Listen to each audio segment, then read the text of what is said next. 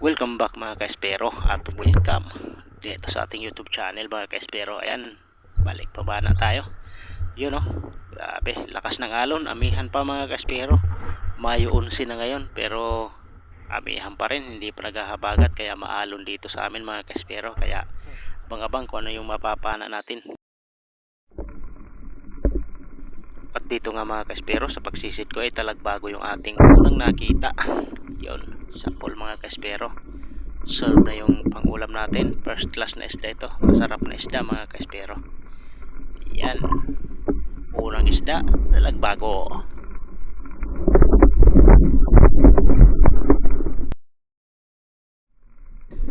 Sisid ulit tayo mga kaespero. Ito, dalawang talagbago. Kaya subukan nating dubulin. Baka madubol natin mga kaespero.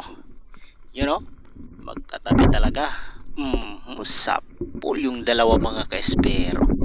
Isang tera, dalawang isda. Yun, ayos. May pang sabaw na naman.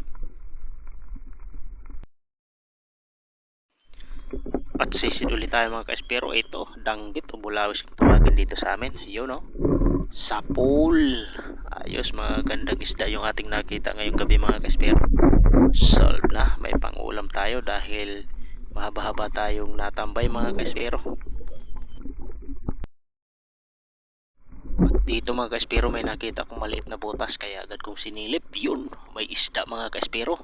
Yun o, nasa gilid lang kaya pitikan natin. Sapol mga kaespero, isdang lupit, napakalaki, mahigit kalahating kilo ito mga kaespero.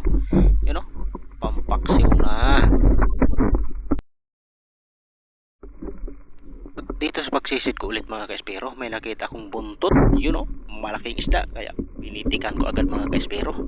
Yan, hilain natin. Yun, malaking surahan mga kaespero. Yun o, nakabara siya dun sa butas. Kaya yun, huli. At sa pagsisid natin ulit mga kaespero, buntot ulit yung ating nakita. Ayun o, ang laki. Sapol mga kaespero. Yun, lumabo yung tubig kaya sa paghila natin, yun, isa palang lupit na naman mga kaespero. Sarap nito sa paksiw mga kaespero. At dito nga mga kaespero, nadaanan ko itong napakalaking pugita. Sumuot dito sa maliit na butas mga kaespero. Ewan ko bakit kumasya siya dito. Maliit na butas, paldo ang laman, mamaw. Yun o, ang laking pugita mga kaespero. Dito ay binidyohan ko muna. Ang problema lang natin ito mga kaespero, dahil nung pagpana ko ay hindi ko na videohan. Yun o, ito na, nahuli na natin. Mabilis kasi malubat yung camera natin mga kaespero, kaya nung binidyohan ko na ay nahuli na mga kaespero. Yun o, ang laki, nasa 4 na kilo yan mga kaespero. Solve na, pang adobo na yan mga kaespero. Ano pa, nakabawi rin tayo sa ilang araw na tambay mga kaespero. Yun o, ang laking pugita. Thank you for watching mga kaespero. Hanggang dito lang muna ang aking video.